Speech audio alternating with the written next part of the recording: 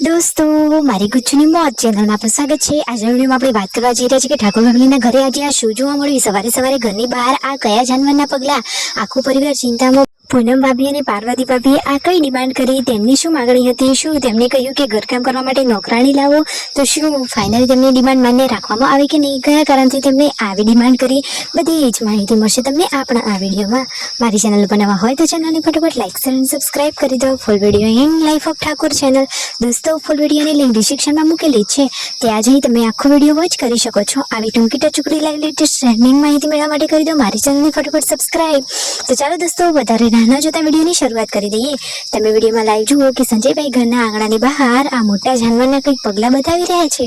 શું દોસ્તો તમને કઈ અંદાજો આવે છે કે આ પગલા કયા જાનવરના હશે, કોના હશે? દીપડો, ચિત્તો કે પછી ભૂંડ આવ્યા હશે, કોના હશે? તમારું અનુમાન અવશ્ય કોમેન્ટમાં જણાવજો।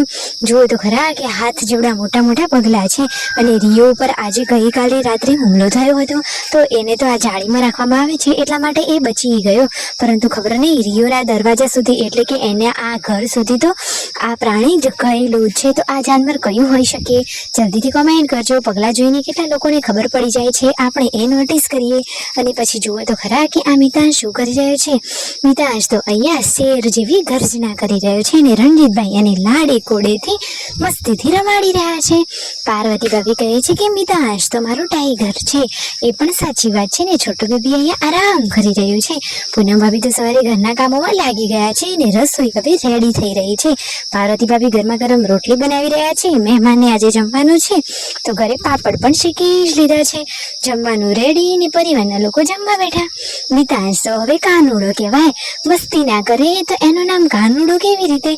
આજે પૂનમ ભાભી અને પાર્વતી ભાભીએ જક્ષીભાઈ જોડે વાત કરી એટલે એમને કહ્યું કે અમારે તો નોકરાણી જોવે છે, ઘરમાં એક નોકરાણી હોય તો ઘરના બહારના કામ કરે તો અમે ઘરનું કામ અને છોકરાઓને સાચવી લઈએ। આ રીતે તો રણજીતભાઈ સાથે મસ્તી કરતા હતા। બાકી આ પરિવારના લોકો તો દરેક કામમાં એક્સપર્ટ છે, બધા જ કામ હળી મળીને ફટોફટ સરસ રીતે કરી જ લે છે। જક્ષીભાઈ અચાનક આવ્યા હતા તો બહેનો એમના જોડે બેઠી હતી, તો રણજીતભાઈ કહે, જુઓ જક્ષીભાઈ, તમારી બહેનોને કેટલું સુખ છે।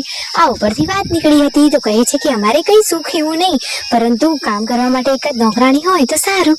રણજીતભાઈ કહે છે કે ચાલો હવે લાવી દઈએ। આ રીતે બધા પરિવારના સાથે મળીને મસ્તી કરી રહ્યા હતા અને રણજીતભાઈ ને સંજયભાઈ કોઈક અર્જન્ટ એટલે કે કોઈ પર્સનલ કામથી બહાર જઈ રહ્યા છે। શું હવે તેઓ કંઈક નવી શરૂઆત કરી રહ્યા છે? જોરદાર ગ્રાન્ડ કોઈક નવી શરૂઆત થઈ રહી છે? તમને કઈ અંદાજો આવે છે? તેઓ પહેલા આ રીતે પૈસા લીધા ઘરમાંથી ગલ્લો તોડીને, શું પૈસા ભેગા કરીને કંઈક નવી શરૂઆત કરવા જઈ રહ્યા છે? નવું ટ્રેન્ડ લાવી રહ્યા છે? શું શરૂઆત કરે છે એ તો આ ચેનલ ઉપર માહિતીમાં મળતું રહેશે, તો માહિતી મેળવવા માટે ચેનલ ઉપર બન્યા રહેજો। તો ચેનલને હજુ સુધી સબસ્ક્રાઇબ ના કરી હોય તો ફટાફટ સબસ્ક્રાઇબ કરી લેજો। બંને ભાઈઓ તો ચાલ્યા કામે, તેમને થોડુંક પર્સનલ કામ હતું, કામ માટે તેઓ મહેસાણા જવાના હતા અને મહેસાણાથી પછી પેથાપુર અને ગાંધીનગર જવાના હતા।